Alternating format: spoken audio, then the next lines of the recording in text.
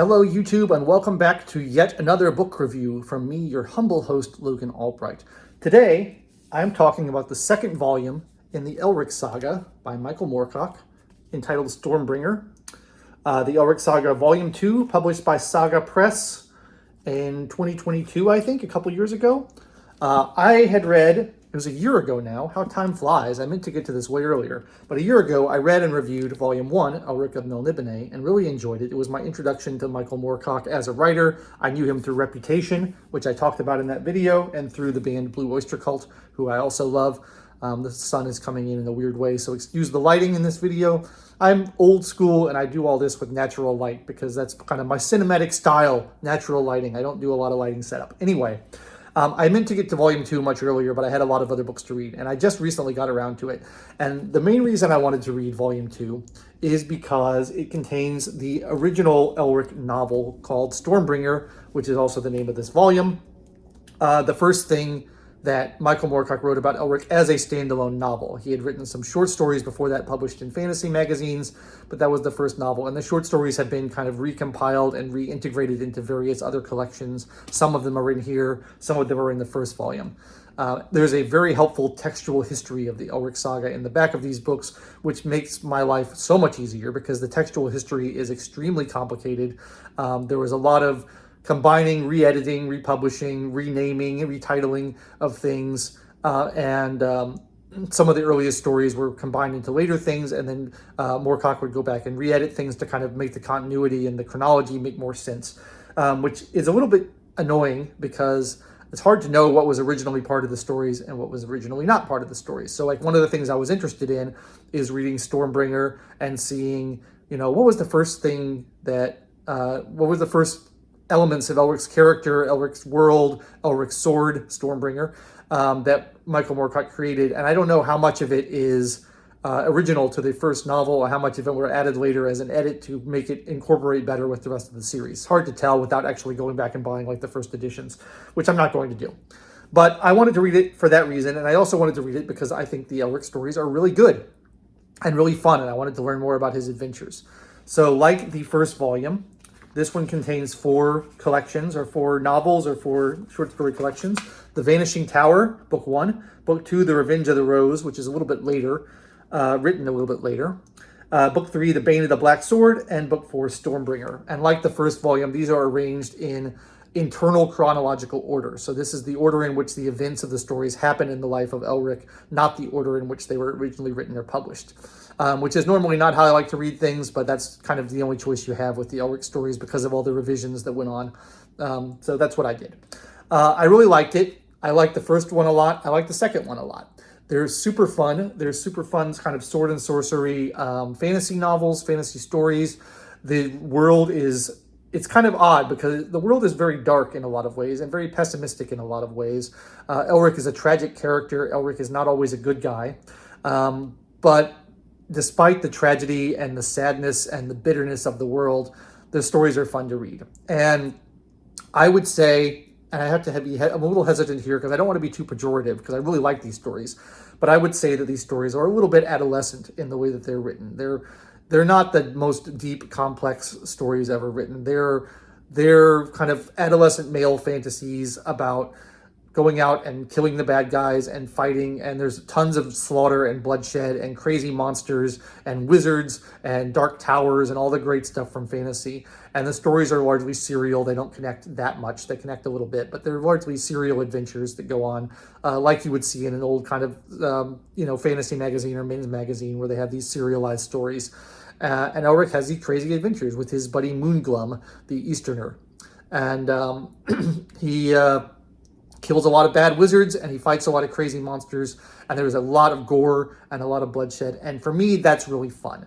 Again, it's not Shakespeare, but it's great. I really enjoy them. So I wanted to read those. And I really liked all of this a lot, except for I didn't particularly love the, what is it called? The Rose one. The Revenge of the Rose. The Revenge of the Rose is the latest composed story in here, and I like that one the least.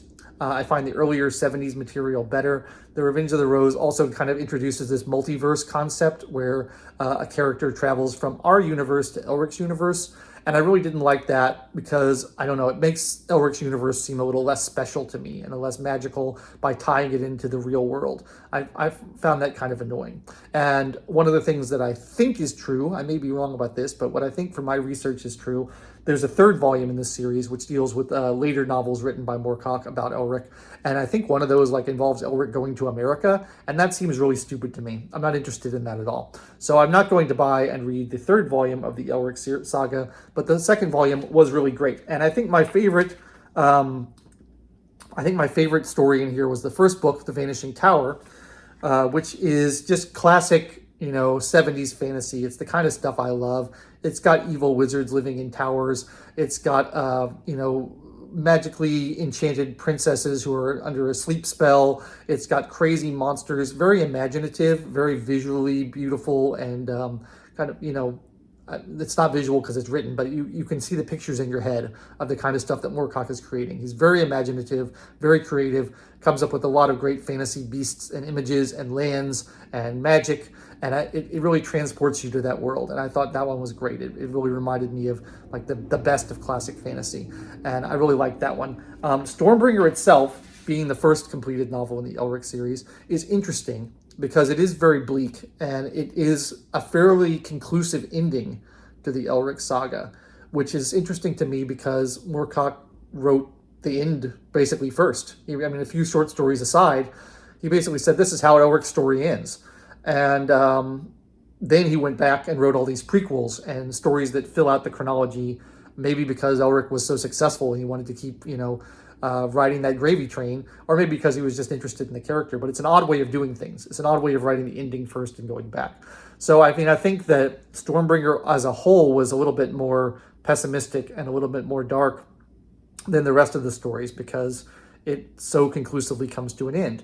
And the rest of the stories don't do that. They have the potential for continuing adventures of Elric. And I guess you could keep kind of going back infinitely and filling in the gaps if you wanted to, but it's always a problem because if something really momentous happens in an earlier story that you haven't written yet, and it's not referred to in the later stories, the reader is forced to wonder, why didn't he mention this thing that happened to him in the past? Why isn't that relevant anymore?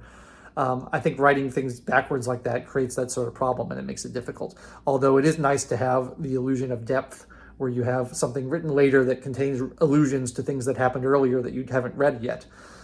Always very difficult to do, and I'm impressed with Moorcock's ability to kind of work within that chronology and work out of sequence and come up with these things and refer to earlier things.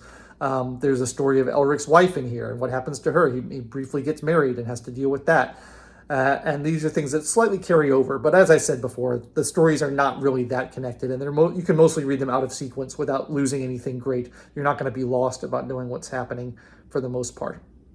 Stormbringer involves the war between chaos and law. He calls them chaos and law, which is interesting because that's sort of the system in Dungeons and Dragons. Chaotic evil and lawful evil, chaotic good, lawful good, that sort of thing. And this is something that was also developed in some of Paul Anderson's books about the war between chaos and order. And I think that's always an interesting dichotomy. It's fascinating to see how the Dungeons and Dragons system was developed. And I really love that battle. There's I'm sort of a fan of chaos. I like the chaos, and a lot of Elric's patron deity is a chaos god, and he has to eventually turn against chaos and try to bring balance to the world so that it's not just order and it's not just chaos, and there's a little bit of both in there. I find that interesting, but I am secretly on the side of chaos. I kind of think that's awesome. I like it. And that's largely the plot of Stormbringer, is him dealing with that. I haven't talked about his sword yet. Of course, we learned in the previous volume how Elric came by his sword, how he came by his patron deity. His sword is called Stormbringer. It is a black blade with runes inscribed onto it. It is an evil kind of sentient blade weapon that will steal the souls of the people that it kills and use them to feed its bearer and give him strength. Elric has a blood deficiency. He's very weak, on the verge of dying without some special magical herbs or without the sword, to which feeds him with the souls of those it conquers.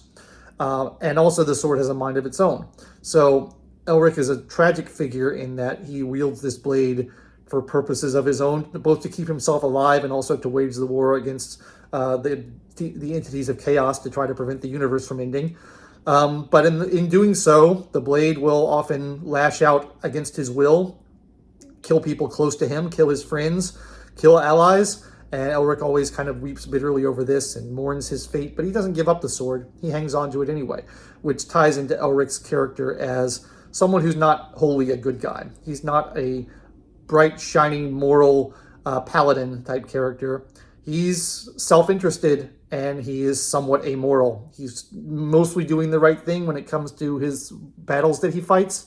But if innocent people get hurt along the way, he doesn't care that much. He's not that good of a guy. And I think that's interesting to have him be the hero of the saga. Because it does ring a lot like kind of those old Norse sagas, especially the last book, especially Stormbringer, or the first book, depending on how you look at it. It really does feel like that kind of Götterdämmerung, the Twilight of the Gods, kind of apocalyptic setting that a lot of those sagas have. And I like that a lot because I like mythology and I like those Norse sagas. So it's a lot of fun, and it's nice to have a character who is not wholly good and not wholly evil, who's sort of a chaotic neutral sort of character a little bit. Like the previous volume, this is a nice hardcover edition, and it's got full color illustrations in the middle to show you pictures of the albino and his weapon, which I love. I love to get these illustrations. These are very nicely produced books. They look good on the shelf. They're fun to hold and to read. They're not too thick. They're just thick enough. This one's about 500 pages long, I guess. Or no longer than that. It's like 800 pages long. But they have maps in them, and they have everything you would want for this kind of book. And they're nice kind of objects to have in your house to remind you of the great adventures of Elric and Stormbringer and Moonglum and all the other people that are involved. So for people who like kind of classic fantasy and who are not so into more modern stuff. Modern stuff is a lot more political. It's a lot more involved. I think it's a lot more complex. This is sort of the development of the genre and where a lot of the tropes initially came from. I really recommend Elric because they're fun stories. There's a lot of enjoyment to be had. There's a lot of kind of schadenfreude to be had in just the gruesome, gratuitous slaughter and the gore that happens within. If you're into that sort of thing, they're almost read like a video game sometimes.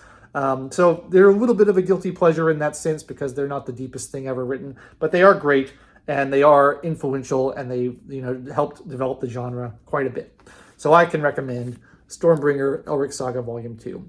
As I said, I'm not going to get Volume 3 because I'm not interested in the modern writings. This is all the Elric I feel that I've needed to read with these 2 volumes. That seems like plenty. I've got my fill of him, but I greatly enjoyed myself in so doing. So there you have it. That's what I thought of the Elric Saga Volume 2 Stormbringer. If you have read these books and want to comment on them, please leave me comments down below. If you have recommendations for other things that I might like to read, leave them down below. I have read some of the Conan the Barbarian stories, which I know were an inspiration for Elric. I didn't really connect with those. Something about Robert E. Howard's style just doesn't work for me. But I love these. So I'd love to hear your thoughts. If you enjoyed this review, please like the video, subscribe to the channel, and click the bell for notifications. And be sure to check back every week for more book reviews from me, your host, Logan Albright. That's all I have for today. Thanks so much for watching, and I will catch you next time.